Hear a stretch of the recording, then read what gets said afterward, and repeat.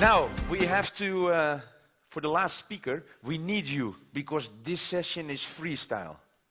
There are no slides. We need you, the audience, to come up with the best search model on this planet. We all know a company called Google, and we all are satisfied with the search results, but we're also trying to improve and refresh, and we'll talk about it with our next speaker. Please welcome to the stage, Jeremy Ben Sadoun.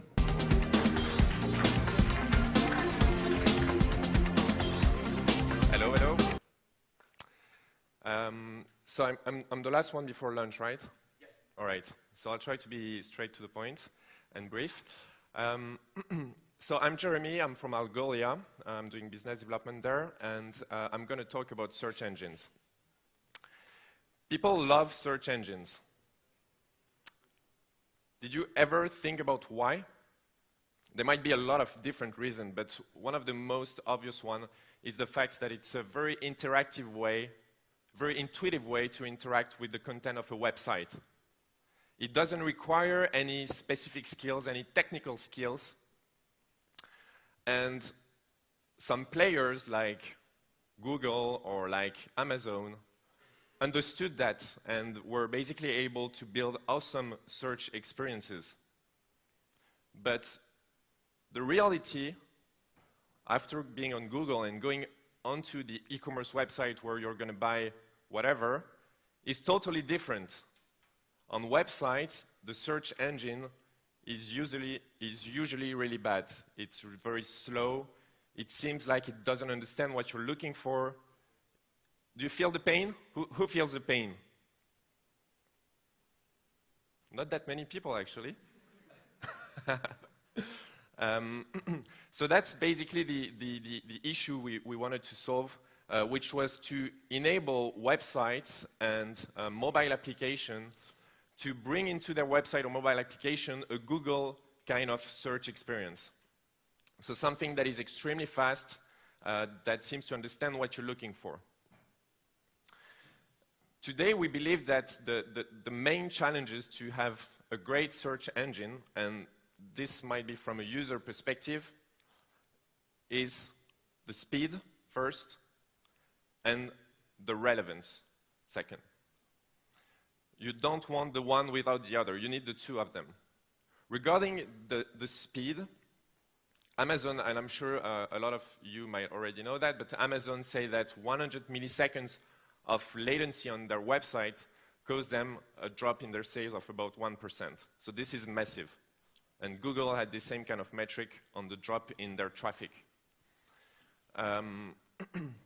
We believe that for our brain to feel like the interaction is real time, you need to have a search engine that replies to you in less than 100 milliseconds.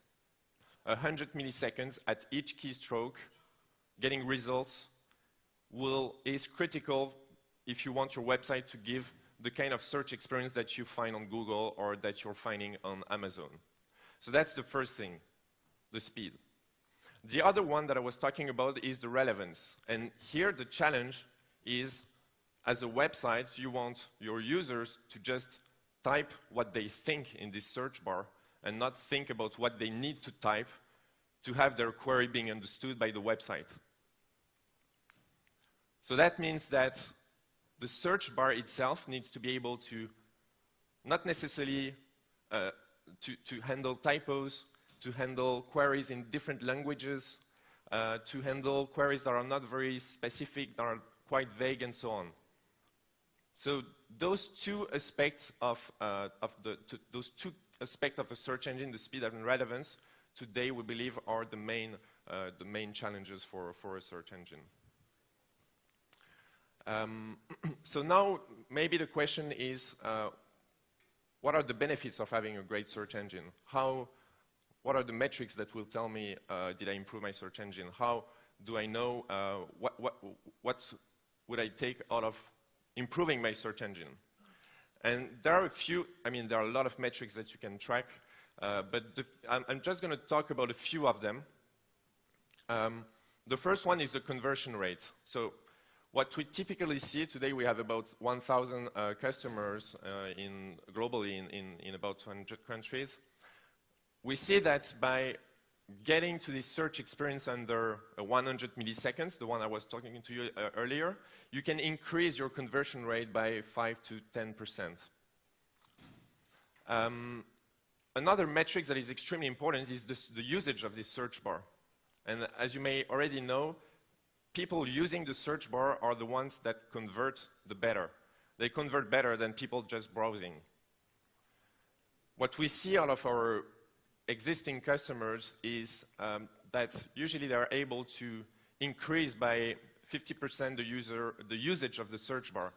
And what's interesting is that this usage of the search bar increases even more on the mobile application, where we see some customers that have increased the usage of their search bar by 250% by having this extremely fast and extremely relevant search experience. There's nothing worse on the mobile phone than the fat finger effect, where you start typing something and you miss the letter and then there's no result. By handling typos, by introducing those lot of features regarding the relevance that are built in our solution, you can make sure that your user doesn't have to worry about like the spelling. I mean, obviously the spelling matters, but you don't need to type exactly what you're looking for. Another, and maybe a last metrics that we like to look at is the bounce rate from your website. And you have a lot of users today that, due to the excellence of the Google search engine, they will just start looking within a website through Google. They will land on your website, they will refine their search, won't be able to find what they're looking for, so just bounce and go to your competitor's website and do the same, and eventually bounce and do to another one, and so on. So by improving this search experience within your website, you can increase the engagement of your users and make sure that once they get into your website, they feel like they have to stay there. They don't think too much about like moving to another one. And we were able to decrease bounce rates at our customers by around 15–20%, which ends up having a great impact on your top lines. So we believe that search engines today are just at a start, search engines within a website. We believe that it will take more and more importance within a website, that tomorrow any kind of interaction that you have with the website, should it be an e-commerce website, should it be a media content website, should it be a web application, will be handled through the search engine. And you could even think about, like, I don't know, kind of interactions such as you're talking to the website and basically a search engine will handle this and enable you to return the results. And at the same time, the search engine will be less and less visible. You will not feel that there is some processing behind the scenes. It will just feel like instant, like it's just like if it was reading your mind. And another key trend that we see also regarding that, and when it comes to website, is the necessity to have something global. Most of the websites today, e-commerce, media content, they have global audience. They have users looking for products from all over the world. And in that case, you can have the best search engine in the world. If your search engine is hosted in the UK, for example, and you have users searching for products from Australia, the search engine will be extremely fast, but you can avoid going from Australia to the UK, then back to Australia. So what we did basically is we built a global infrastructure where we enable you to replicate your search engine across the world and make sure that wherever your users are, they will all benefit from this like instant search experience that I was mentioning, from this search engine that is able to reply to you wherever you are under 100 milliseconds and give you this real-time experience that you like so much on Google or on Amazon today.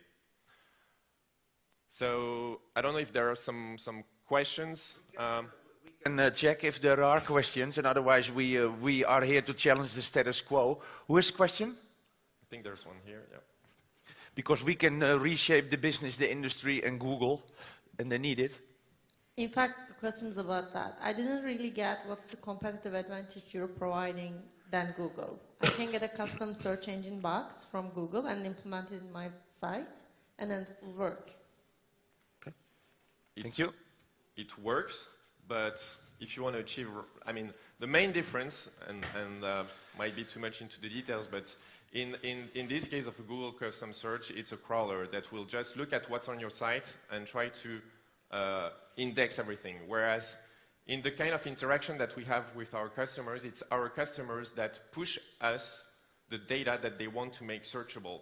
So they have the control on exactly what they're making searchable, on how they're making it searchable, and they can really build some kind of like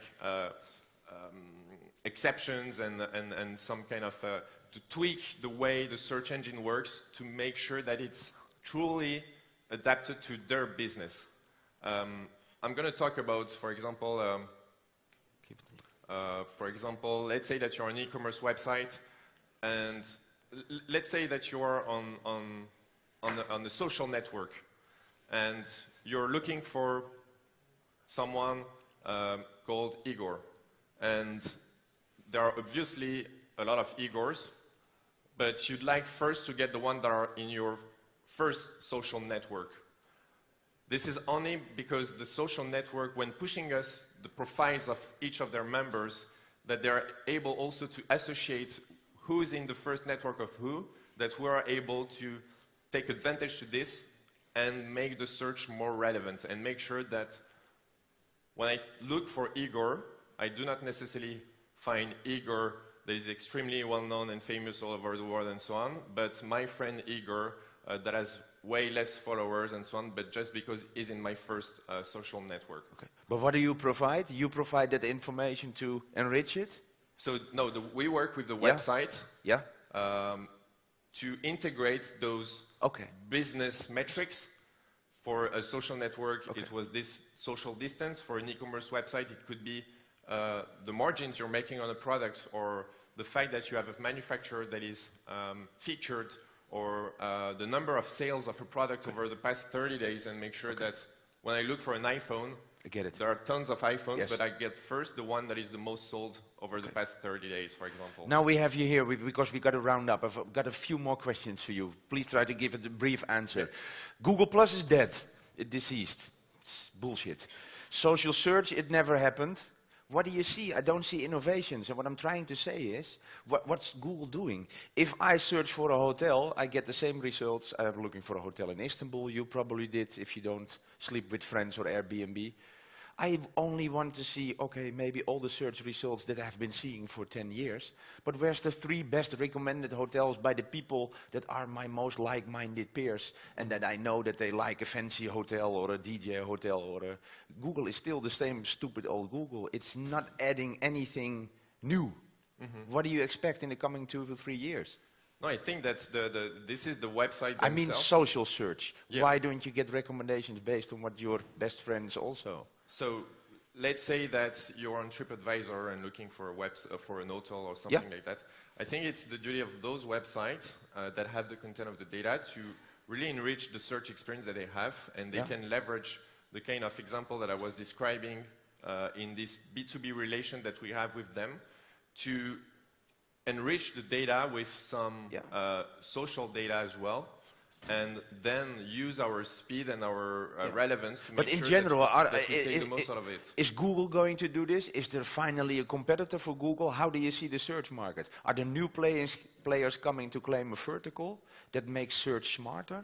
Or is Google the absolute winner forever? Google is different because Google enables you to search across internet, and whereas but they can enable me both. They just have to ask me, do you want all results or also of your best matching peers? They just have to ask me, and they didn't do it for 10 years. Are they in an ivory tower, or don't they want to renew themselves? Or it's so weird that they stay on the same. Don't you agree that Google has been the same results for 10 years? It's a great search engine, but what's the next step? Where's the vertical? The best in travel? If I need products to buy, I go to Amazon because that's where I get the products. Or another e-commerce website. in Google, I get a lot of crap about all kind of things that I don't need. I want to buy a pair of shoes. But what do you see? You're a specialist. What do you see Google taking this market? Or is there new players that will enter the market and challenge the status quo and will finally disrupt Google? I think that's what Google is trying to do. I mean, they're not very successful. Trying to be more and more relevant with the search experience. They manage to do it or not, but you need kind of a like one-to-one relationship with the owners of the content to make sure that you are able to get the most out of it. And Google is not having this one-to-one probably relationship with the content that they're indexing and so on. It's more like about crawling. You mean Google? You mean Google Plus, or is that was that their idea of making it more personal and relevant to you? Or? Yeah, probably. I don't. But they're stopping it, so they're probably going to. Maybe also that. I don't know. Okay. Yeah, that's. Well, thank you very much. Give him a big hand applause. Jeremy Ben Sadoun, thank you.